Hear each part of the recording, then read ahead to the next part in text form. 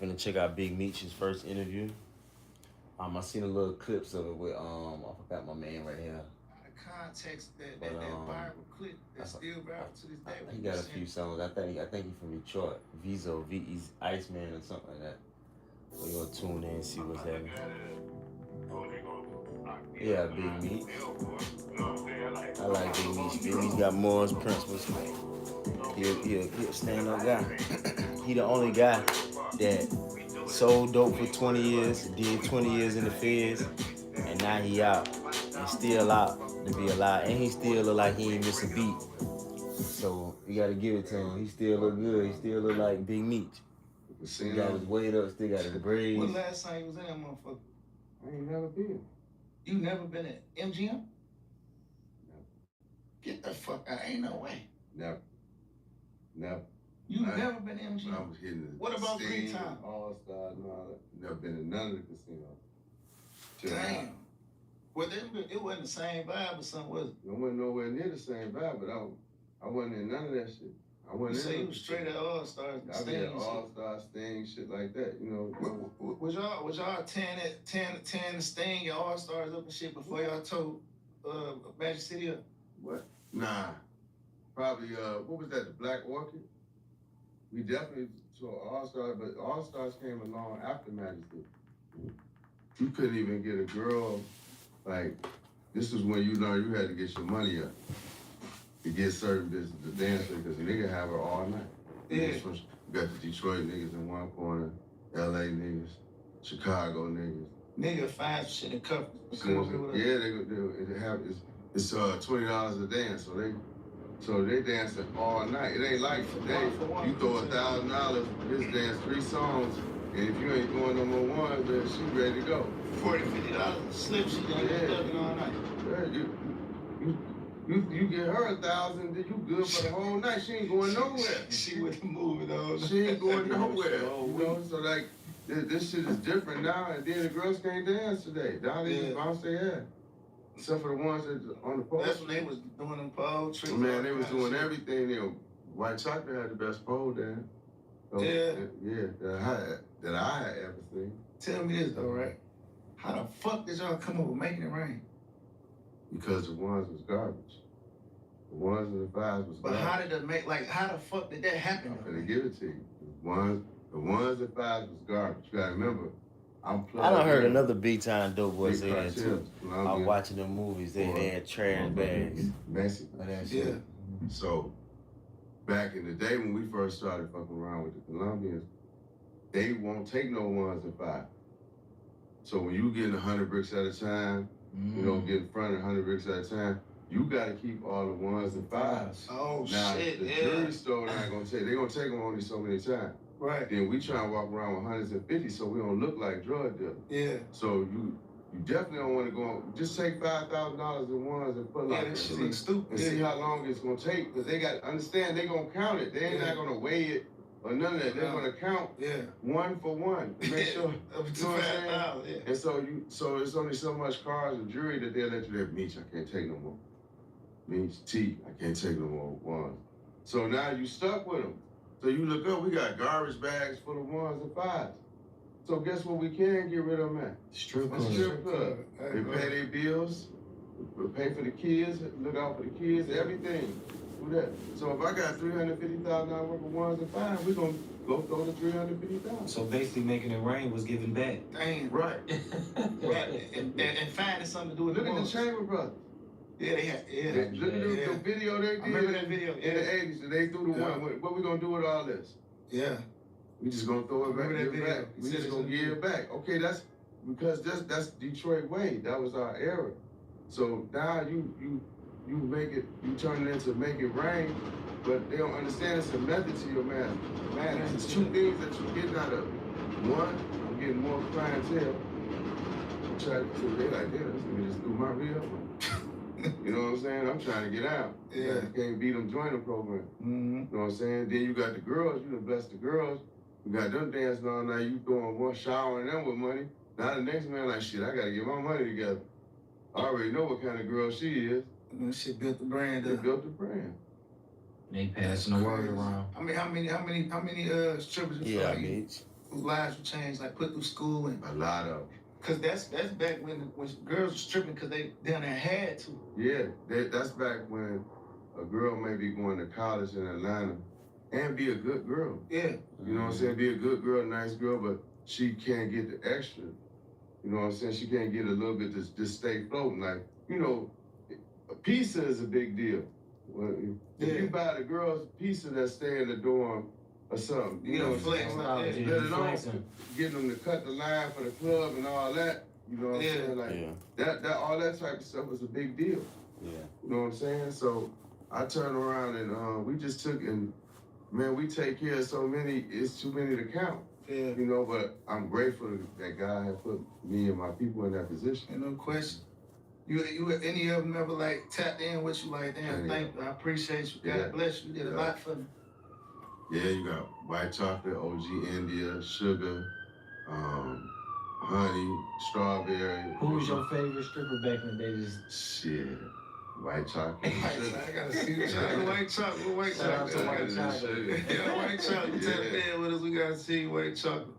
Yeah. Man, you know what I always wanted to know, right? Like, so you know what y'all did with Jeezy, right? Y'all changed the game.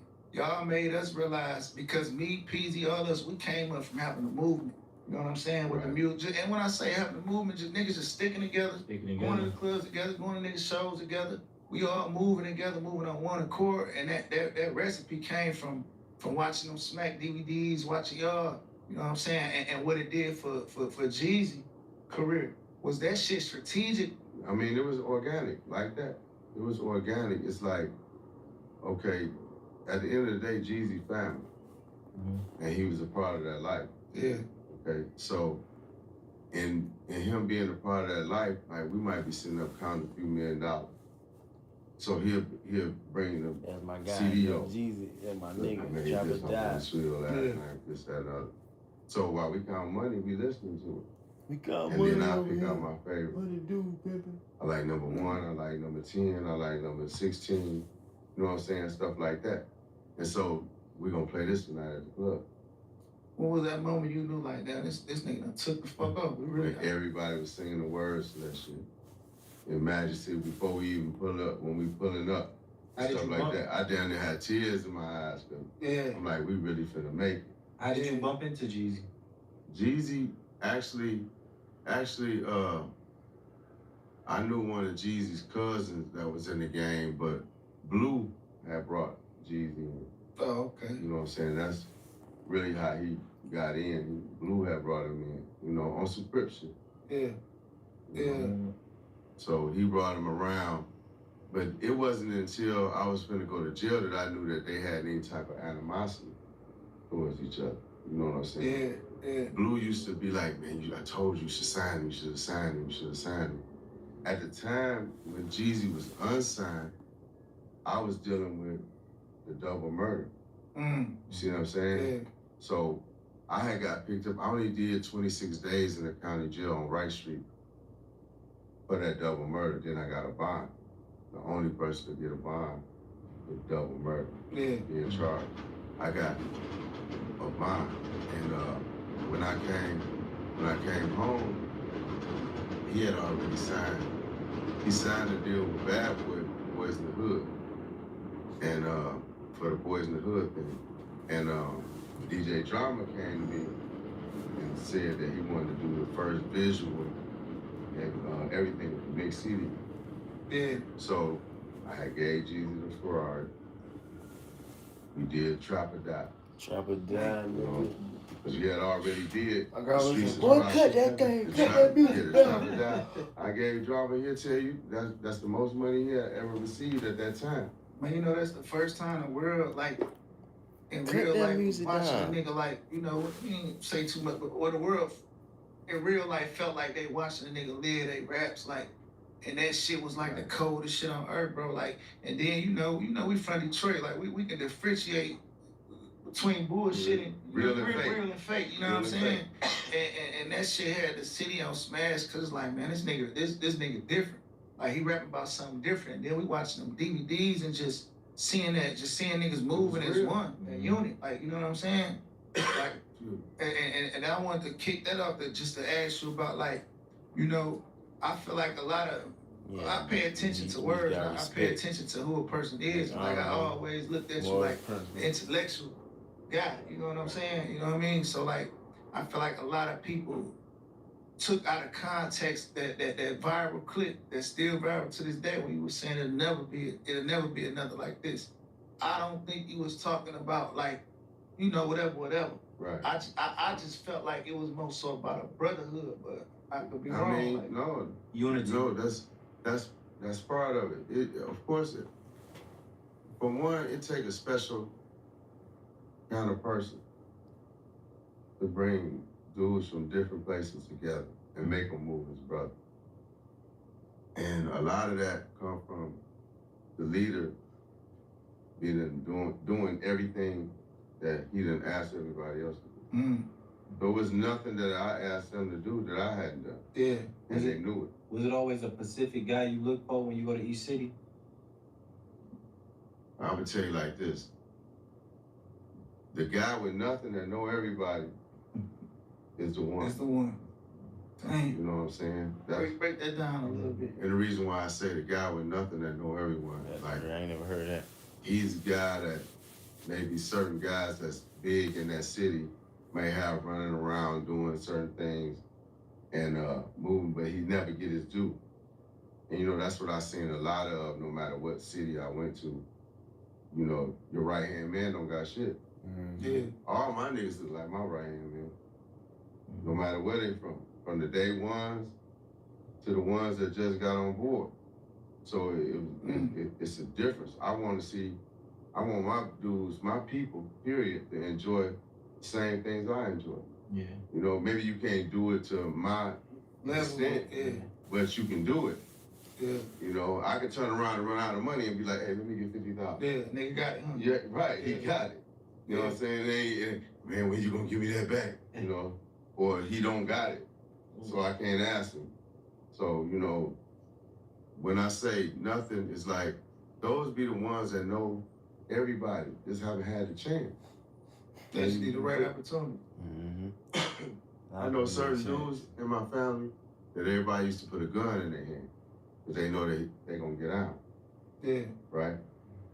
And I'm talking about before my family, whether it was robbing or whatever. I never liked robbing, even though it's part of the street. You know what I'm saying? I never liked that. Me neither. I never liked that. Against that.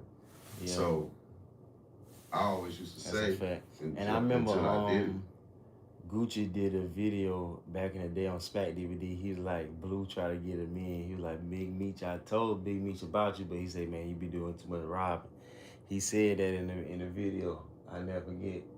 But even with my cousins from up here, when they used to talk about all that robbing they used to do coming up, I never was with robbing. Like, I never would do something to somebody that I don't want done to me. And what's crazy, the people that rob you, they can't take it if somebody was to rob them. And I asked my cousin, why would you rob somebody if you can't take it if somebody rob you? That's an indication that you shouldn't be doing it, because you don't want nobody to be doing that to you. That same person you give him the gun to, you get some work to put him on his feet. You see what I'm saying?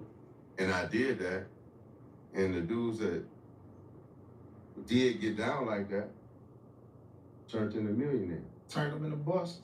You turned the woods into a boss. They get you. Show them something different. You know, you never know what you can do until you get a chance. People don't give you a chance.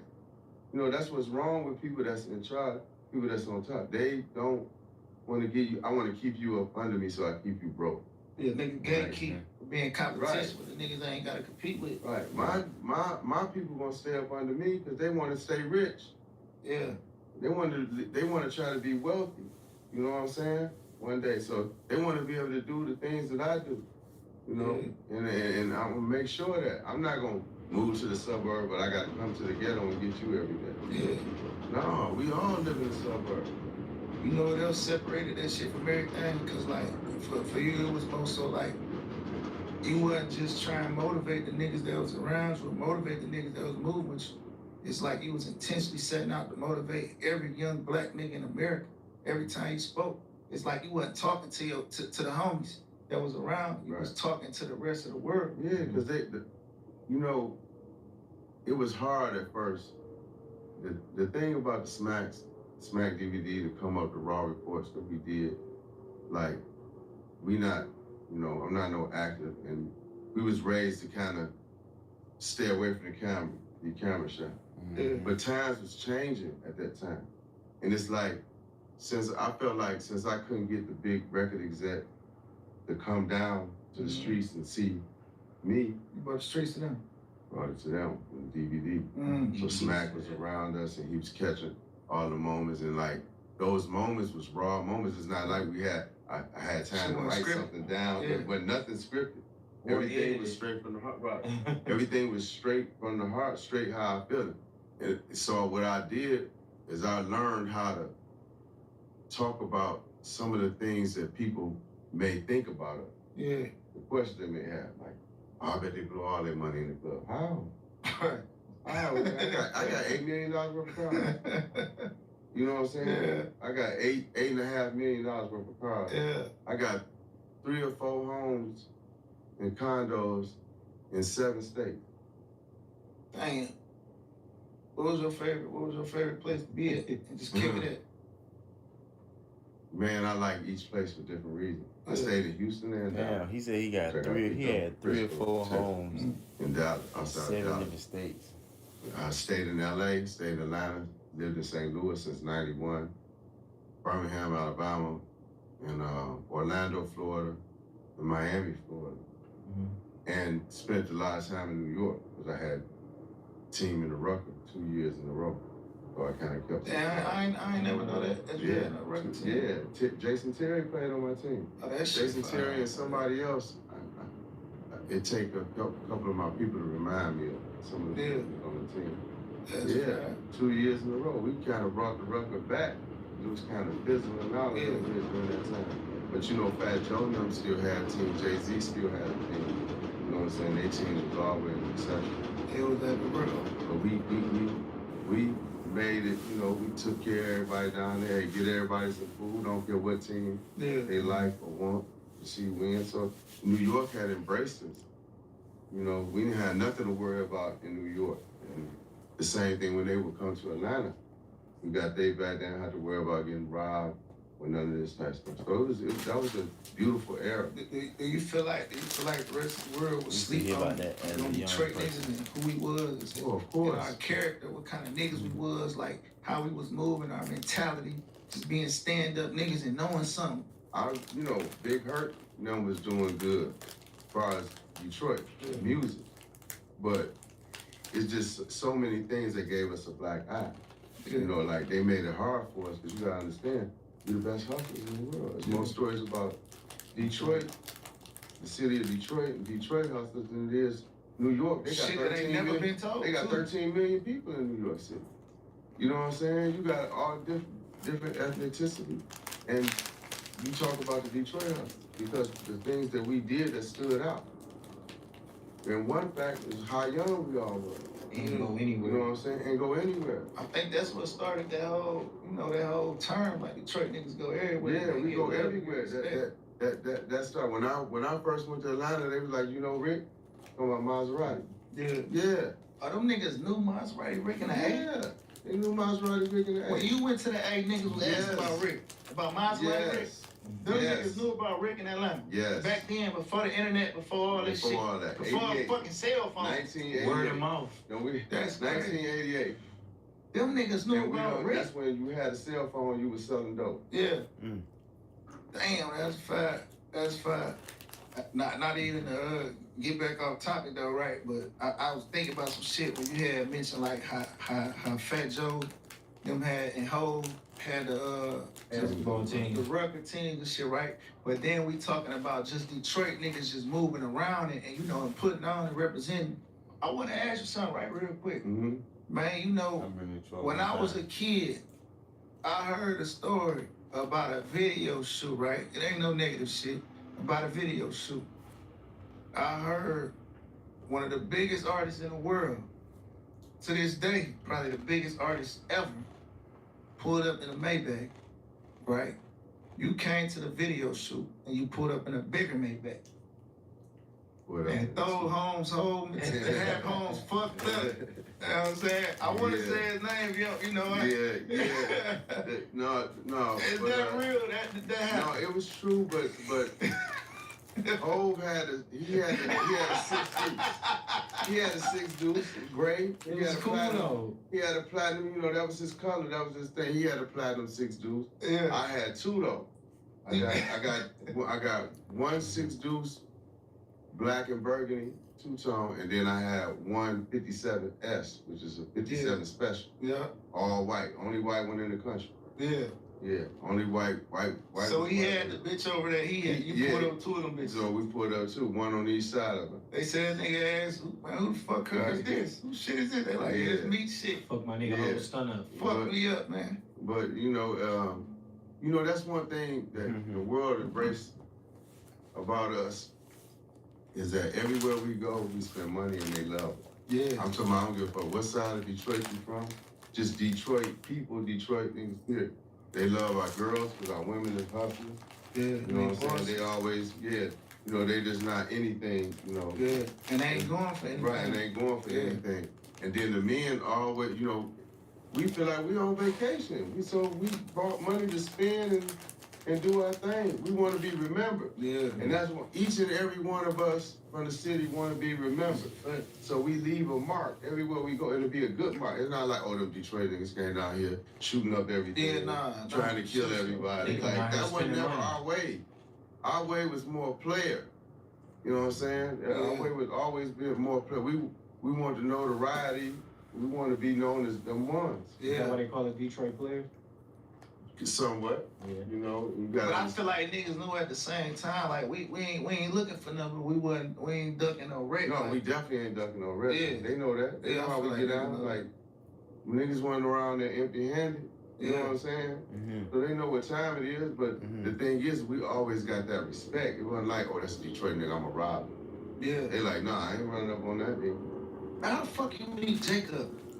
Jacob. Like, just I'm talking about on the jury side. Like, you know what I'm saying? What made y'all But, start shopping? he was the jeweler. He was the jeweler of the stars then, at the time, right? And what I loved about Jacob, now mind you, this being a Detroit, we done shop at Greenfield Plaza thing back then in the day. And when you go there, you gotta order this, order that. Like if you say you want a 20 karat, you gotta, they gotta order it. Put the order in. You gotta wait on the bitch. Jacob hit the wall. The bitch coming out. Pop right out, bam, 20 karat right here. Oh, you don't like this one? Let me get another one. You know what I'm saying? Like that was the thing with Jacob. You know what I'm saying? Yeah. Like he really had them diamonds, them stones, and the papers. Yeah. For, you know what I'm saying? So what I did is I think it was y'all buying like GI stones and all that shit back ain't then? no question. Yeah. All my shit, I need the papers for it. The Arabs taught me how to look through the eye. Yeah. So I could see the inclusion, the color in there, if it's slightly yellow, and all that. You gotta see the inclusion. Yeah, you gotta, they taught us, They me and taught my niggas, brother yeah. T, Yeah. we know that jury, you know what I'm saying? Like everything, like when I got my diamond set, of course, I like the round stones or whatever. T had all Asher cut diamonds. I ain't never seen nobody to this day with all Asher cut diamonds. I ain't gonna fake like I know my name. Icewear Vezzo. I don't even know what the fuck Asher cut is. I ain't gonna lie You gotta look to it the up, people. man. I'm gonna check it out. You gotta look it up. I'm gonna Keep keep it it up on your shit. You know what I'm saying? Yeah, but I turned T on to Jacob, but how I got turned on to Jacob is, like I said, he would have anything right then and there.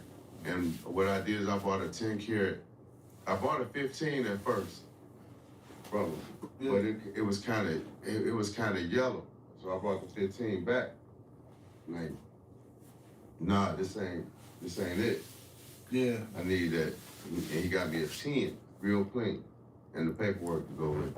So, Puff was having the king in Africa, in Morocco, in Marrakesh, had paid him like $833,000 To do what? to throw his birthday party there.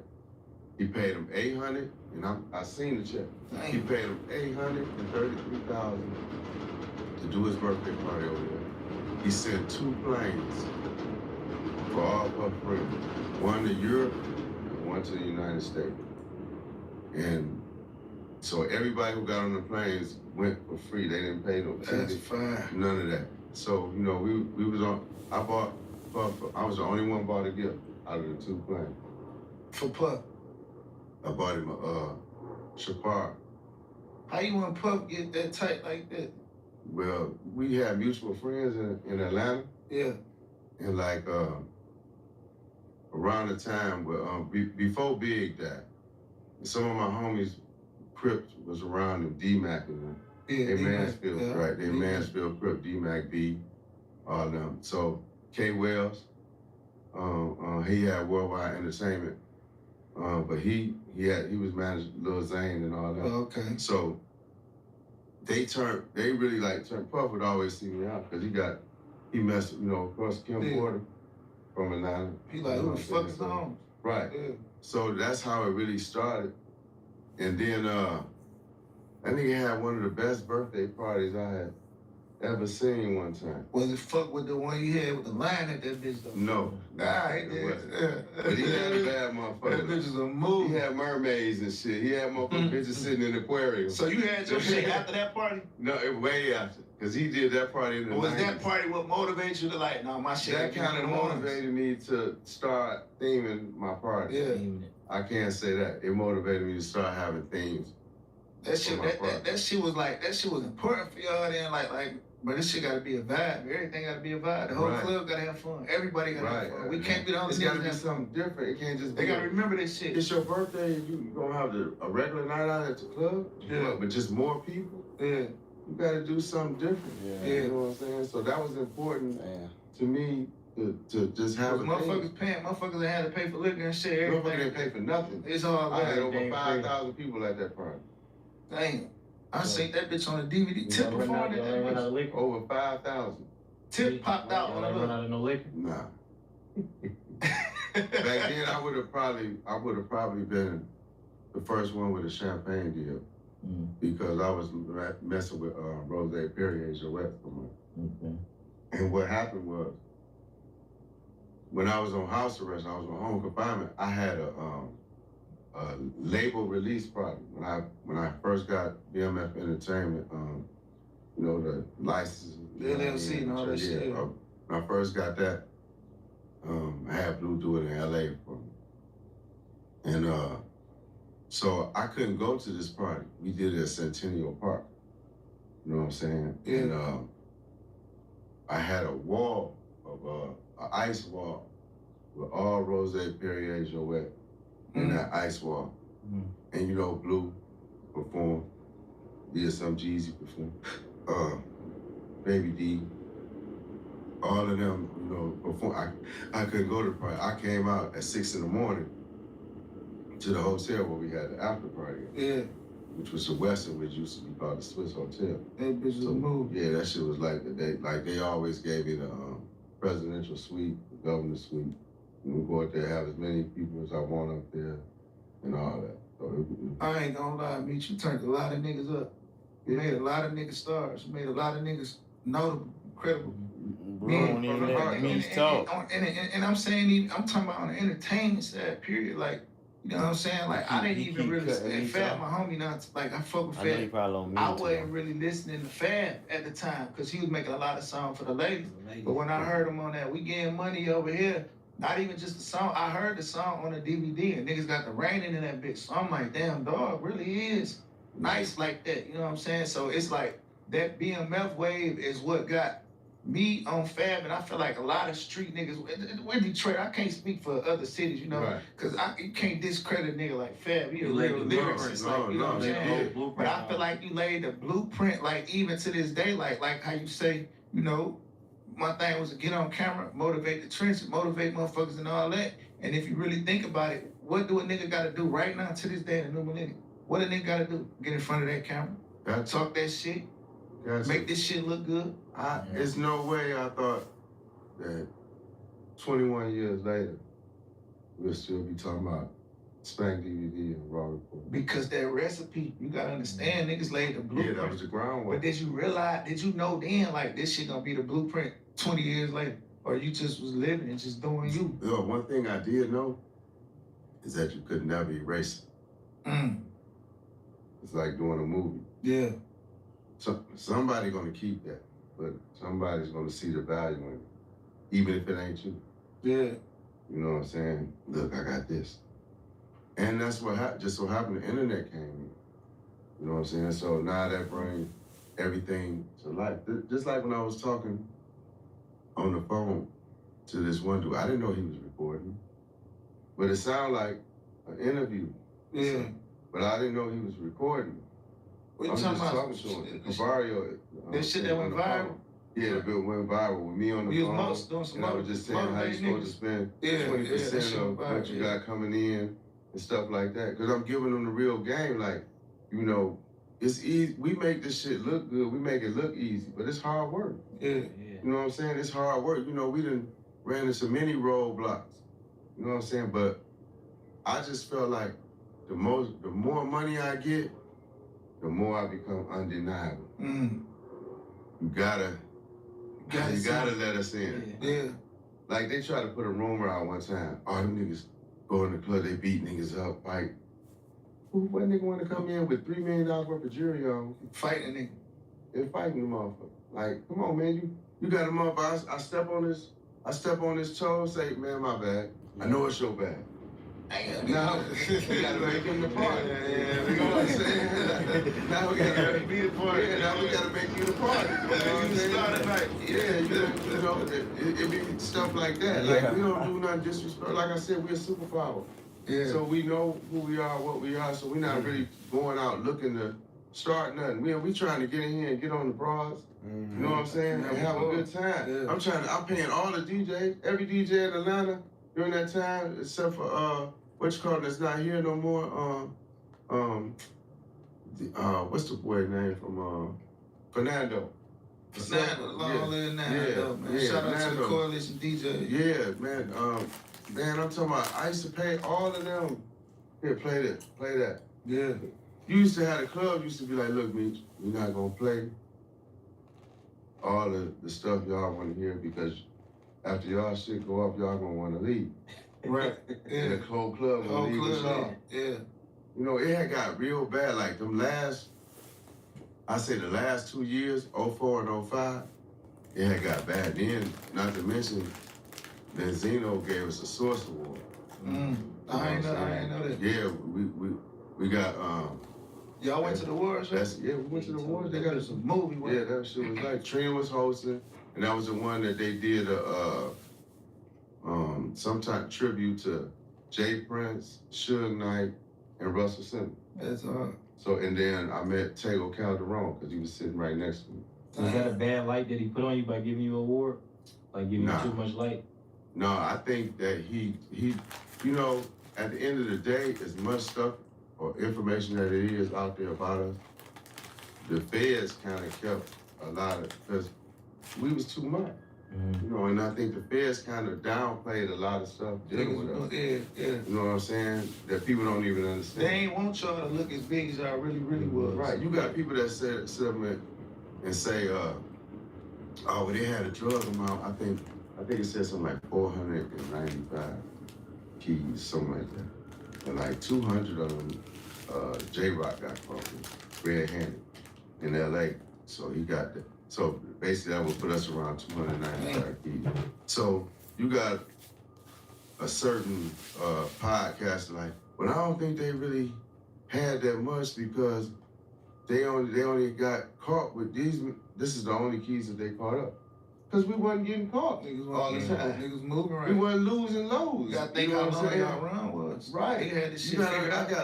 I got a 22-year run and I got a 15-year documented conspiracy. My conspiracy is 15 years. My conspiracy is not from 2000 to 2005. My conspiracy is from 1990 to 2005. And I don't have one word in our indictment. DEA said, the DEA and the Fed said they never seen me with any drugs. They never heard me talk about no drugs. Never seen me make a sale. or none of that. Yeah.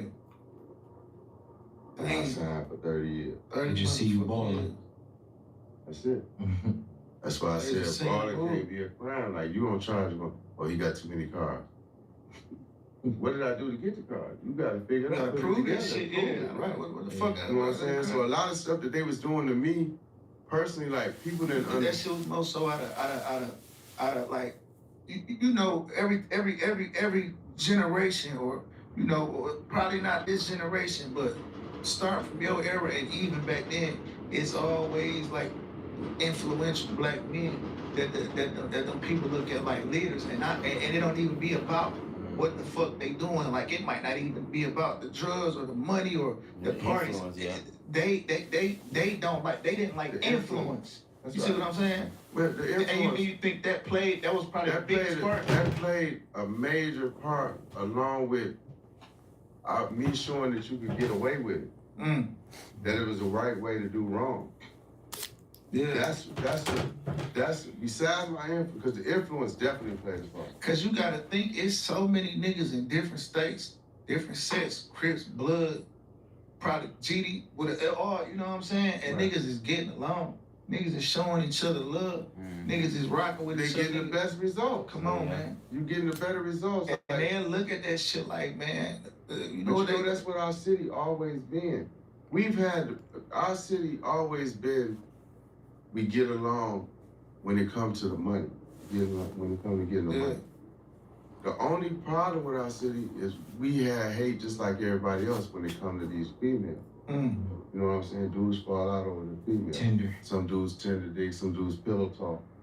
You know what I'm saying? You know, that's why I said the thing about the attributes. Right. That's why I said, you know, you gotta, if you got a girl that don't want to be shit, you got some girls that like I want to fuck with him and him. Yeah.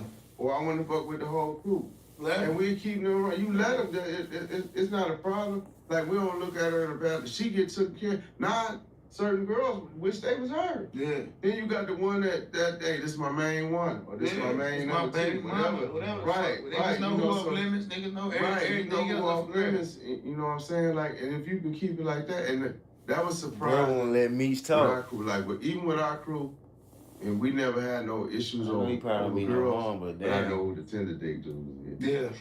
Yeah.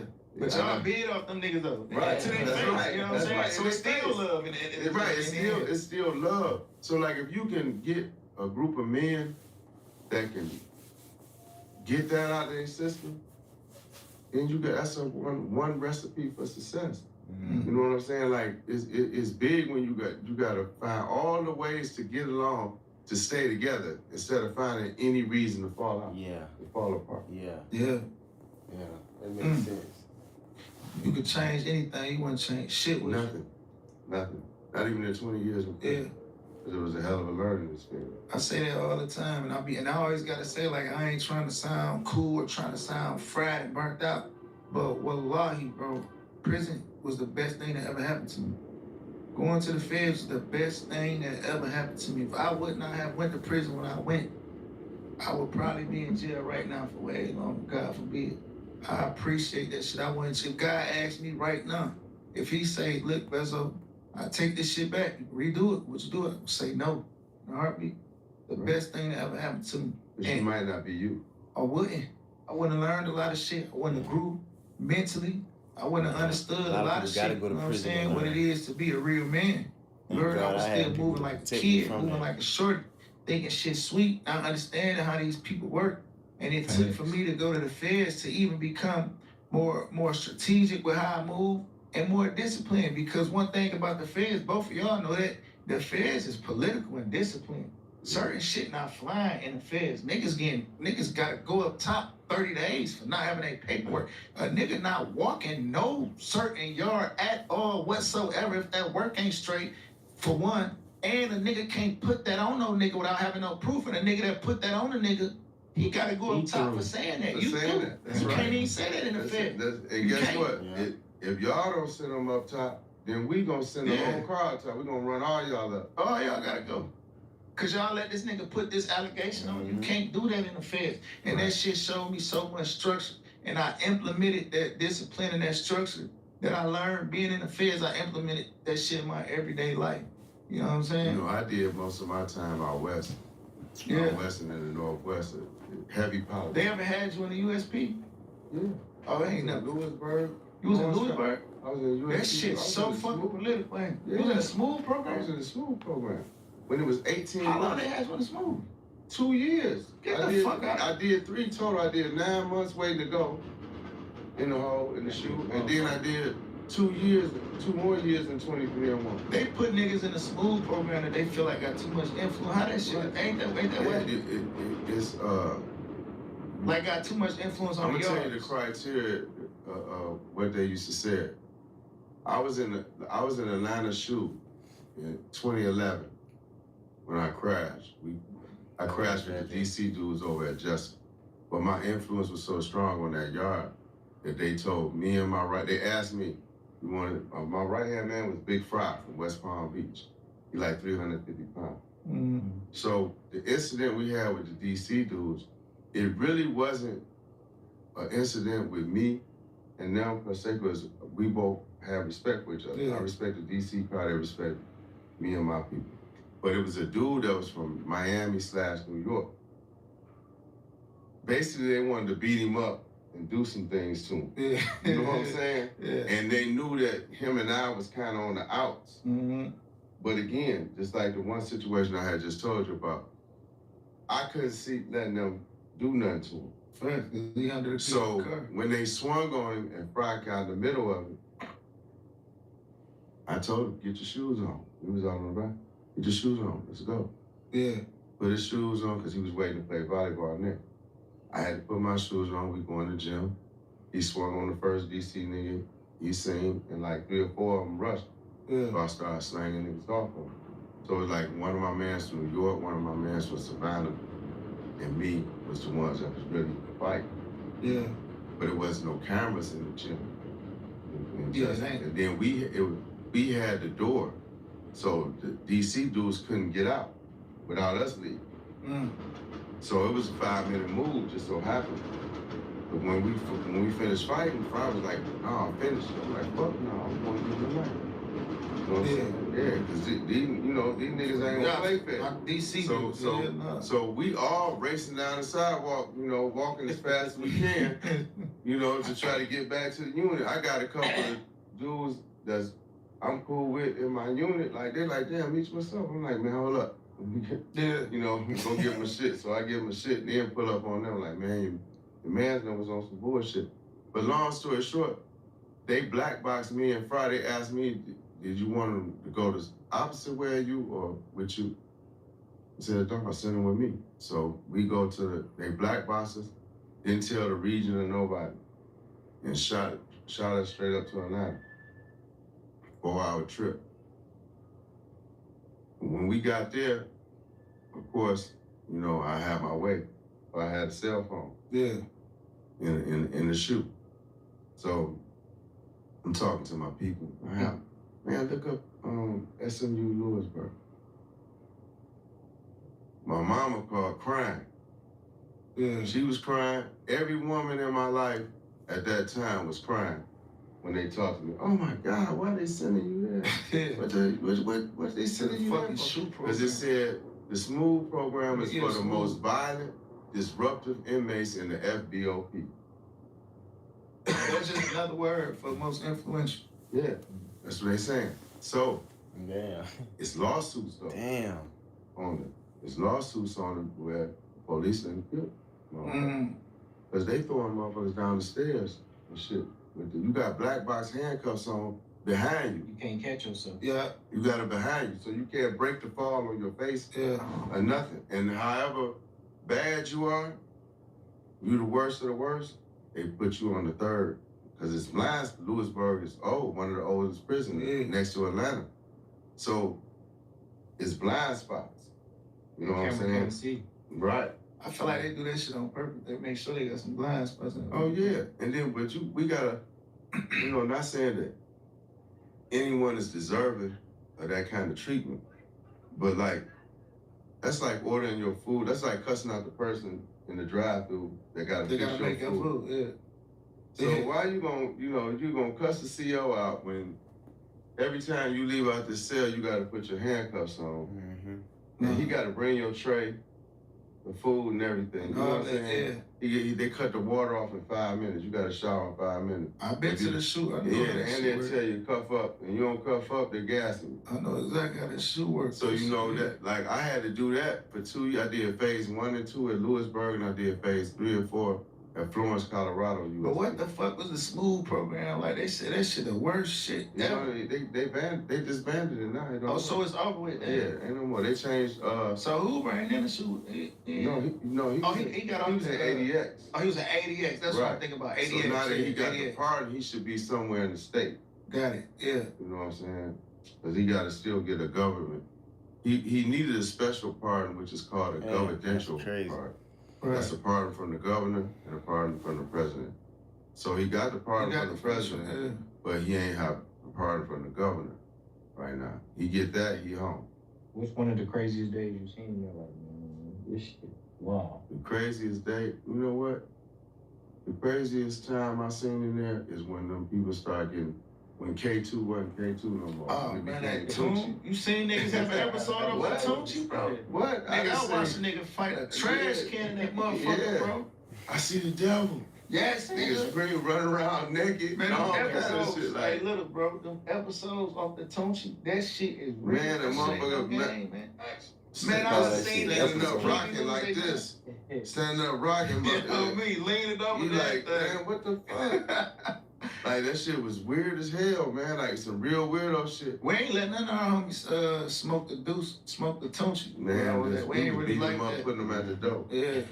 We had a CO. When I could hit my first low at Forest City, Arkansas, we had a CO lady. She was like, listen, I don't mess with y'all drugs. I don't mess with y'all phones. I'm not gonna have nobody fuck our count up. So if you know somebody that smoked that shit and they fuck the count up, she said, y'all can do what y'all want to him, just don't kill him, but put him at the front door, and I'll make sure SIS don't fuck with y'all, or none of that. Yeah. We got one to go. Oh, so she basically like the tone, only thing gonna fuck this bid up. I ain't trying to see no episodes, none of that shit. None of that shit. Yeah. None don't mess my count up. Yeah. So in my unit, it was probably one Mexican dude that smoked the Tunchi that can handle it.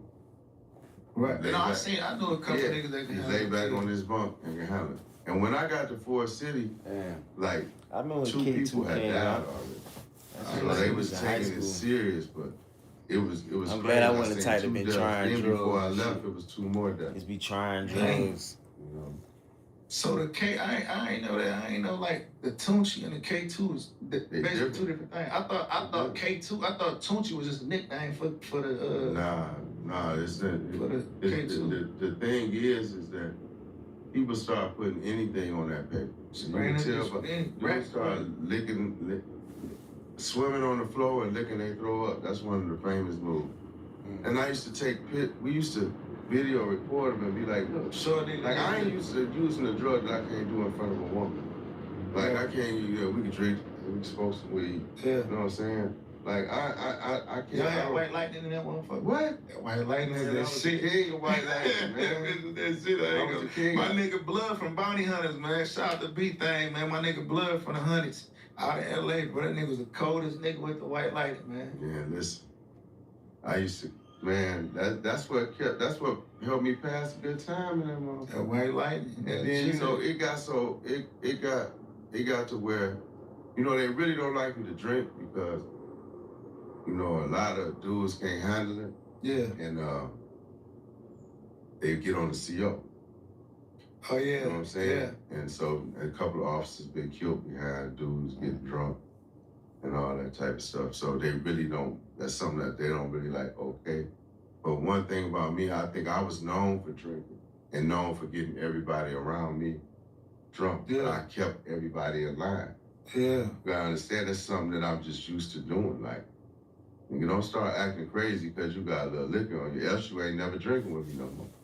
Simple as that. You know what I'm saying? So I'm talking about, I got to Coleman. I came home October 15, 2024. I got to Coleman, Florida to the low in February around the Super Bowl time. And I stayed there from February to October. I probably spent like 70,000 on White Lightning. On White Lightning. On White Lightning, getting the majority of my unit fucked up. Yeah. Well, he looking at the White Lightning looking for you. Absolutely. Hey, Meech, you know what's crazy? I ain't feel like I was in jail till I went to the shoot. Yeah. I ain't feel like I was in jail until I went to the shoot. That's when I felt like I was in jail. But see, I was in a low though. You know what I'm saying? I was in a satellite. That's why. Y'all niggas was in motherfucking USPs and mediums and shit.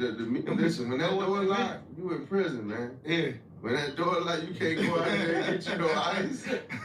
None of that shit. When you gotta tell your celly cover up, cause you finna use the bathroom. Yeah. You know you in prison. You know what I'm saying? You trying to spray. They blowing the that's the only time I had it. That's the only time a door locked on me. You know what I'm saying? Like that. I was like that. Yeah, so you know when you behind that door, man, that's a whole different monster. You know what I'm saying? And then you gotta have a celly that you can actually be it with. Be it with and trust. So I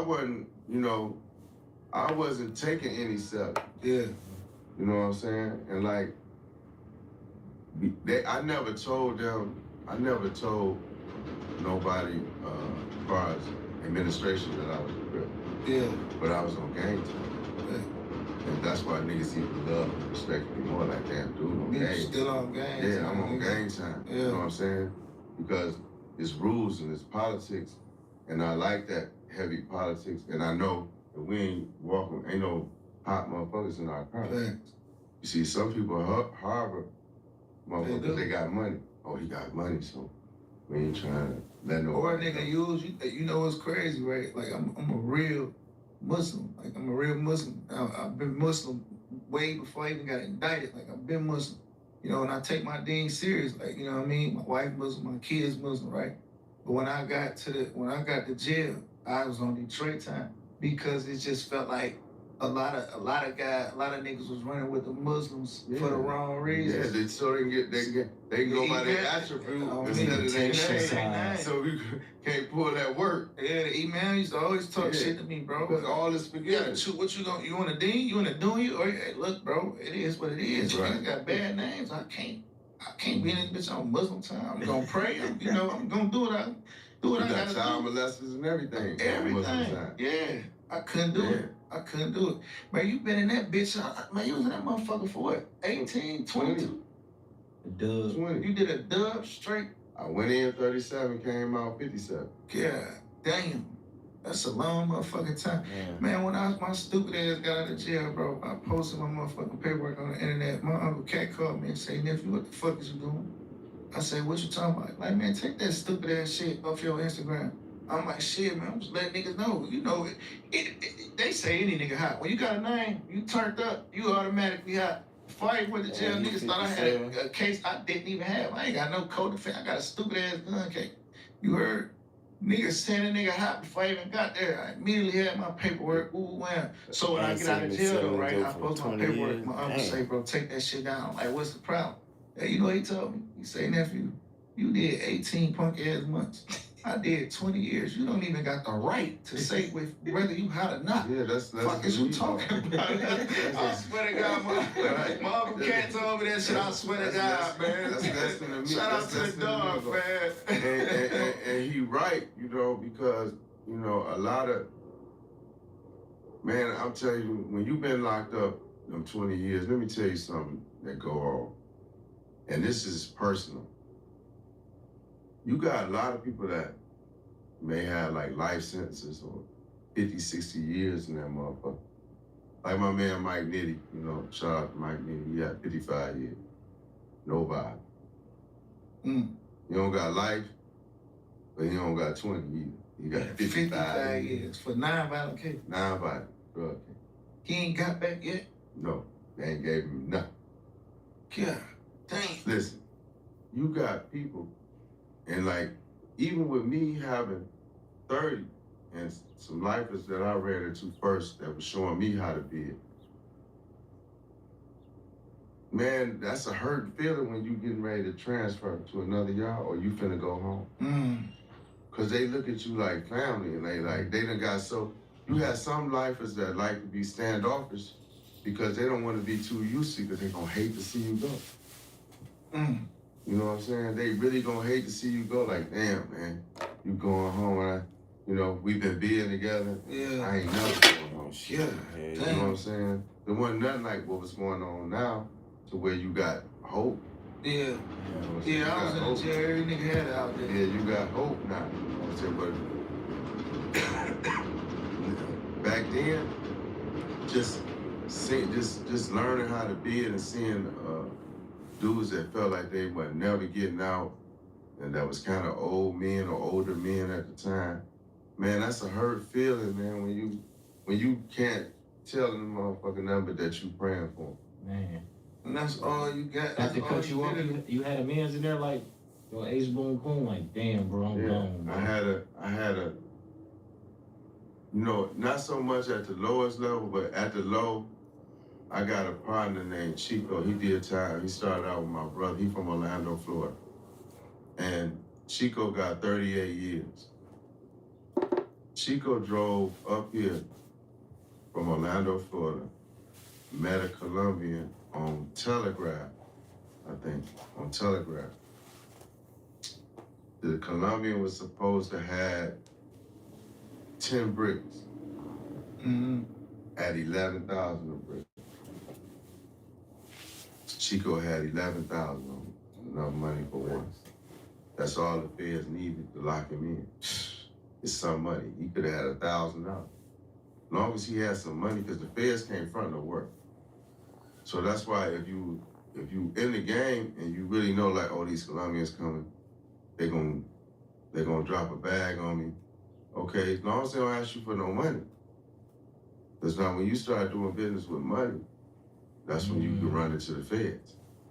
You see what I'm saying? Even if they tell you, man, my driver need 50,000. Nah, man, I give it to you after I get it. Yeah. You know what I'm saying? I get just to put you up on game, like you. Cause all you gotta do is hand them bitches the cheese. Hand them any type of money. They got that experience. That's it. Dang. That's it. You got something towards the purchase. Man, these niggas don't even be understand that conspiracy. That shit is real, bro. Yeah, they don't know the rules of the game, man. Listen, like you see how many niggas that get indicted off Instagram, bro. Man, listen, I'll tell you something better than that. Let me, man, my rent due. I come to you, Big Ice, man, I'm $1,500 to pay my rent. Yeah. I turn around and go buy some drugs. You know, you in that conspiracy. For sure. You know what I'm saying? They don't just always do it like that, but it's possible. It can happen. You know what I'm saying? You gave nigga got tears big as biscuits in his eyes telling you he needs 10,000, he gotta take care of his family and this, that, and the other. And you like, here, go ahead. Now he turn around and go buy half a block or something. It's a true story, bro. This nigga at a KFC indictment, right? Nigga, he love when I tell it. General like this story. You heard? Nigga got a KFC indictment, bro. That nigga cousin, right, was really under indictment. He was really getting investigated. He was allegedly, whatever, brick man. You know what I'm saying? They was watching the phone, been tapped for a while. They been on it, right? And when he bust a play, you know what I'm saying, nigga ordered a whole wing or, right. A biscuit, you know what I'm saying? Half a woo-wop, right? So dude was a regular 9-to-5 nigga, had a real job, all this shit. So the nigga that was on the indictment that was being watched for a while now, right? He used his cousin called, what's up, because you still pulling up to my mama crib? He like, yeah, I'm on my way now. He say, hey, did auntie cook? He said, no. He's like, all right, I'm gonna go grab some food. I'm about to grab some liquor and I'm gonna grab some food. And I'm gonna pull up over there. You show auntie ain't cook? He said, no. He like, all right, cool. Hung up, called his cousin back. Cousin, I'm at KFC. I'll be over there in a minute. What you want? Man, she's ordered, give me 2 wings and a biscuit. That nigga got indicted. That nigga going 10 years on a conspiracy. And they, guess what? The nigga literally was at KFC. The cousin was literally at KFC. But mind you though, his phone tap, he being followed. They done got him on shit. They already seen him. And when he really was doing whatever he was doing, he was saying this same kind of terminology. Nigga, the cousin that don't do shit, that literally ordered food. And tied in. Got 10 years and he ain't got back. He ain't got back at all whatsoever. You know, damn. I made peace with myself and said that I'm doing time for what I got away with. you're not doing time for what they saying, okay? Because they had no evidence against me. So I realized I'm doing time for what I got away with. Yeah. All the shit I got away with, you know what you got away with. That's Like, you know what you've done in life. You don't gotta never speak on it. You know the things that you've done. I know the things that I've done. You know what I'm saying? So I'm saying I did time for what I got away with. Mm. You know, now the Lord still brought us home early, brought my brother home in 15 years. You really ain't come home early though. Nah, I came home 7 years early. How though? Because you got 28 years. Okay, no, I had 30 years.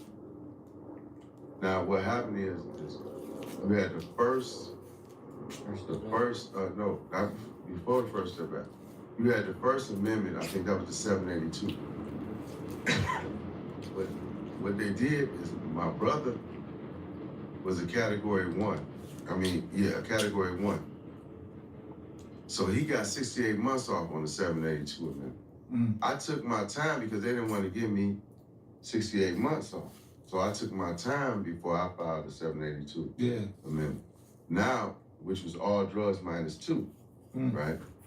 So when I filed the 782, they like, look, you can't get no more than 36 months off because you're a category 2. Now, the reason why I was a category 2, because the judge gave me 2 points for getting off of probation in 91. My conspiracy is from 1990 to 2005. Right. The judge said, since you was getting off probation in 91, that was during the existence of the conspiracy, so you get 2 points. God damn. So that way that's what made me a category 2. Yeah. And I got only 36 months off. Thank God Trump come out with First Step Back. Before the First Step Back. He come out with you can't something like when that. He changed the crack law? No, what I'm talking about when he changed it was the 2-point reduction. Yeah, he gave me a 2-point reduction, like for nonviolence. They had to take the pistol off. Yeah. You can't do that no more. It was during the existence of the conspiracy, so you give me points for that and push me over in a further category. Right. I was supposed to be the kid. So I got that before I got the First Step Act. I was already receiving time credit for the First Step Act, but it wouldn't kick me out because the BOP was faking like they don't know how to work. Trump put the First Step Act in December of 18. Yeah, I watched a lot of niggas go home up there. Right, but they act like they ain't know how to do it to 23. Damn. It took them 5 years to learn. No, I watched a couple niggas go home on the First Step Back. Yeah, but they doing it on their own. You gotta do your own shit. They was doing it on their own. Yeah, That's a fact. No, them niggas did it on their own. And the BOP was acting like they don't know what's going on. I was on the list to go home. Because it was every nigga that I watched, and it wasn't a lot, but I watched a couple niggas get out while I was in jail, go home off the First Step Back. But them niggas in the law library for months. And them niggas beating the law library down years before I got to that motherfucker. Man, my counselor told me I wasn't locked up long enough. He told me this nigga trying to get that nigga had a 3-year bid trying to get the First Step Back. That nigga crazy motherfucker. Man, you know they turn 6 months into a year. That First Step Back. Yeah, you get a year off if you're a low recidivism. You like 12 days off each month. You get 1 year off, you get 15 days off. If you a medium, and you was able to get RDAT once they took that. I wasn't going no RDAT. You couldn't do RDAT. I ain't want it. Why the fuck you want it? That's a year off. Man, they are because the bid was born. No, I mean you gotta understand when you get released under RDAT, your probation is different. Oh, I ain't know that. Yeah. I ain't know that. You walking on eggshells. They got 0 tolerance. I ain't know that. Go back. They take the year back. You got this. I ain't take it because I couldn't get it because I ain't gonna waste it. If you get regular supervised release, like what I got. Not that I plan on fucking up, but you got a chance. Right. Yeah. See what I'm saying? You got a chance with the RDAT. You got 0 tolerance. No tolerance. 0 tolerance. I swear to God, I never fucking out here. And you got application. Yeah, they can find a piece of Tunchi in your pocket in the halfway house, and that'll send you back. I did not know that. I ain't fucking know that. Man, before we wrap this motherfucker up, Meech, man, you know what I'm saying? I just want to tell you, you really motivated me for a long time. Yeah, I was a young nigga just watching, you know what I'm saying? I appreciate the relationship we got now. Like, you really like a homie of mine, you know what I'm saying? We kick it. You heard? We got a bond, we got a relationship outside of this shit, you know what I'm saying? Absolutely. Man, shit, that's all I knew where y'all catch on to that later. Man, like, before we leave, I gotta ask, you know, we real gangsters, bro. We real stand-up guys, right? Me being a rapper and being an artist and being in the limelight, right? I'm used to the internet. I understand this shit. You was gone 20 years. Right? I'm sure y'all ain't had like trolls and shit back then. And I ain't saying nobody specifically. I'm just talking about overall. You heard? Like, I understand how this shit go. I deal with so many niggas that I don't know, niggas that never met me, niggas that don't know nothing about me, won't say nothing to me when they see me, none of that. And I'm not saying that like talking like a tough nigga, I'm just being a man, exactly, you know what I'm saying? I got a son that look up to me, bro, you know what I mean? I gotta stand on that, you heard? But I understand how this shit go with motherfuckers just saying shit and just bitch ass niggas, like, bro, just trolling ass niggas and niggas just speaking, bro. Like, how the fuck, like, how that shit felt to you to do 20 years and come out and got it, and you see it's these type of niggas in the world now. Man, you know, they always say you can't argue with yourself. So sometimes you gotta let a motherfucker just talk and say anything, and then people find out what they're saying ain't nothing. Like, if you don't got nothing to hide, then what you gotta speak up? I don't got nothing to hide. I don't got no points to prove. You know what I'm saying? If I done anything wrong, if any man done anything wrong when it comes to being a rat, you got paperwork. Okay. Ain't no such thing as he third party. She say, you can't. Yeah, I can't say, hey, you tell for me, and they gonna give me the time up. No, because you know who got to go in that courtroom to get his time cut? You do. That's right. Yeah. And you gonna be in there. It's on the docket sheet that you going in here. Ain't no hiding that docket sheet. Right. Ain't no hiding that. Or no sentencing transcript. You see what I'm saying? So like, you can't appoint someone to tell for you, and then what they want to call it third party, and like you get the credit for it, or they can't fuck up the case, cause he or she is fucking the DEA. You know what I'm saying? What I will say, like, when it comes to me, like, I ain't used to doing a whole lot of talking anyway. You know what I'm saying? Like, not when it comes to some negative shit. I'm on positive shit. You know what I'm saying? I know that I'm gonna exonerate myself because I'm an honorable man. Always been honorable to stand up. And those dudes that I left in them joints that took pictures with me and walked the yard with me, they the ones got the attitude. So the trolls got to deal with them. You see what I'm saying? Like, you got to deal with them, and you may not never know who that may be. Yeah. You know what I'm saying? Yeah. I know who I am. I'm comfortable in who I am. I did time with the worst of the worst, and I did time with some easygoing people. You know, but at the end of the day, law enforcement, everybody respect me because I'm an honorable man, and they never asked me to do no type of snitching or none of that shit. You see what I'm saying? So, but living in this internet era, I just say to the young people, man, they really gotta have a strong stomach, because me, I got grandkids, I got kids, you know, some from the young generation. It's like, they let so much stuff get to them. Yeah, they you know what I mean? And that don't even really matter. It don't even matter. Shit like, don't even deserve they don't know attention. how to do the Aaliyah and pick themselves up and try again. You know, they just, man, everybody, if I was young and spent plenty of money before. Been broke, rich, broke, rich, broke, rich. That's the name of the game. Each time you learn how to keep it. So you don't let nobody make you feel bad about you spending all your money, losing all your money, whatever, however you lost it, because we all done did it. You know what I'm saying? You got certain motherfuckers that may have got $50,000 for their first rap deal, and they was back out there selling crack. And that's the story they told. You know what I'm saying? So like, you go through things, you can't let someone's opinion be the end all be all to what you trying to accomplish in life. And like the love and respect that I have for like you, Peasy, and any names that I don't say, Doug and Sada and Payroll and everybody from Doughboy Casual, from the east to the west and the southwest. You know what I'm saying? Like, for y'all putting the city on the map where it's supposed to be, and y'all having enough sense to be like, look, we ain't got to be talking about the internet. We can be doing music together. Cause I don't do that. I don't speak. I don't do that. I don't respond to niggas that don't know me. The niggas that don't know nothing about me. Like I'm living in the real world. My life good. I'm motivating niggas. You know what I'm saying? I'm doing the right thing with my life. I'm taking care of my family.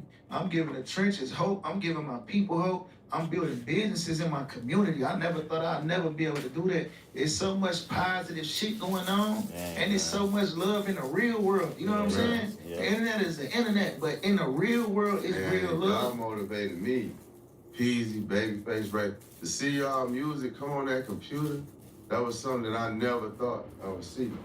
You know what I'm saying? I never thought that I would be in jail long enough and see that. Not even being in jail long enough, just y'all would make it to that type of plateau to where they got y'all music in. Yeah. You know what I'm saying? And that shit was like, became some of my workout music and stuff, and it was like, man, damn, the city is finally putting on. Now, mind you, I hadn't been to the city in 21 years, so now to see the city where it's at now, to have these little lounges and little duck-off spots and nice, but man, this shit is amazing, man. Now, how you feel since you've been in a city where everybody embraces you like that? The love is so, you know, my love for the city always been genuine and real, but the city's love for me has been crazy, man. Like, great old people, young people, everything, white people, you know, all races. Like, it's been crazy. It's been all love, and even though I'm here for my daughter being in the hospital, having open heart surgery, it was like it was meant for me to come back here and receive that love. Because that was the only reason they let me come back within a 45-day period, because they wanted me to wait 60 days before I start asking to go somewhere, as far as state or out the country. So it was a blessing to be able to come here and receive that love and show my love for the city, you know, like this all black affair we have. Yeah, this shit making a real move, you know, man. That's gonna be big, man. Shout out to Lil Meech too, man. He played a part in this shit too, man. Yeah, like, he played a big part. I know they gotta feel amazing to watch your son create his own image for himself and do this shit. You know what I'm saying? With your guidance. To be able to pour into your son and he actually listen to you and take your advice and let you guide him. You know what I'm saying? Well, you know, he helped with my transition. Like, you know, he not gonna let me look like anything. You know what I'm saying? Yeah. You know, so me coming home, he played an important part. Me having my look right. That shit be fucking you up, bro. Looking at your little man like, damn, look at my little nigga, man. This young nigga a boss, bro. Yeah, boss, man. It fucked me, but I'm so proud of him because he a boss and didn't have to do what I did. Yeah. So that's what, you know, he a boss in his own way. He got his on his own. He did that on his own, you know. And I'm glad that I was able to tell dude like, hey, man, put my son in some classes, man. I think he could pull it off. If he can't put it off, we'll find somebody else. Yeah. You know what I'm saying? He pulled it off. He pulled it off. Man, you free, man. You moving right. You having real businesses, legit. Like, you never gotta look and walk backwards. You never gotta worry about none of that other shit, man. You know what I'm saying? You got a second chance at life, and you living your businessman side. You living your clean, legit. I'm ready to put on for the city for real. You know, nationwide, worldwide. You know, and that's one of my dreams right now is to see y'all do the same thing y'all doing in Detroit, selling out across the nation and across the globe. That's what I want to see. I want to see you, Peasy, Babyface, Payroll, everybody. I do a concert in LA, sold out. Atlanta, sold out. You know what I'm saying? Texas, sold out. Then you start hitting Africa. London and all that type of shit. I think that's what separates us. We moving as one. We gonna keep moving like one. We gonna keep tuning Hey, out. don't let nobody in between. No divide and conquer. You know, Can't bring the younger guys up. man, Say no divide and yeah, conquer. y'all got V's and all them. Y'all got Face E, all them. I listen to all that shit. All the young. You know what I'm saying? Like sometimes I may not together. shout out a person's name, but Yeah. trust me, I'm listening to all that shit. Baby Yeah. trying everybody. Mm. You know? I'm listening to this shit and it sound good, you know. And even these females, man, like y'all gotta grab these females, man, and you know, cause it ain't only Cardi B and them. Like I love them. Pretty Devil Brady, Flow, really. you know what I'm saying? We got females here in this city that they need their turn. We got Vanna. We got a lot of. Yeah. We have shit. G. Yeah, you know, Cash Doll, the queen. For sure. She the queen no matter what. Cash Doll put on for this KD, motherfucker, yeah, man. We all queen. behind KD too. We all behind Yeah. it. We all behind each other, man. We moving like That's what one. make it so We good, gonna man. keep moving like one and tuning out all the sucker shit, bro. Man, you look up, we billionaire. Yeah, facts. And we We leaving the billionaire, niggas on bro. the sideline and the spectators where they at. Y'all stay over there. That's nonsense. We ain't paying attention to that. You Nah. can't go cash. I can't go to the bank and the check say nonsense on it. They gonna look like a motherfucking fool. Who gonna pay you that? for that? Nobody. For the nonsense. You heard, man? Meech, we appreciate you, man. You know what I'm saying? I appreciate y'all, man. Real legend, real OG, man. We appreciate all the game and all the support and everything you did and everything you still doing for us, man, for the city overall. You know what I mean? The knowledge and the inspiration, man. Let's get it. We'll clap it up, man. Hey, Yeah, man. Make sure you like, share, comment, subscribe. This is not a real podcast. You heard? Watch the link right now. Let no man separate, we create.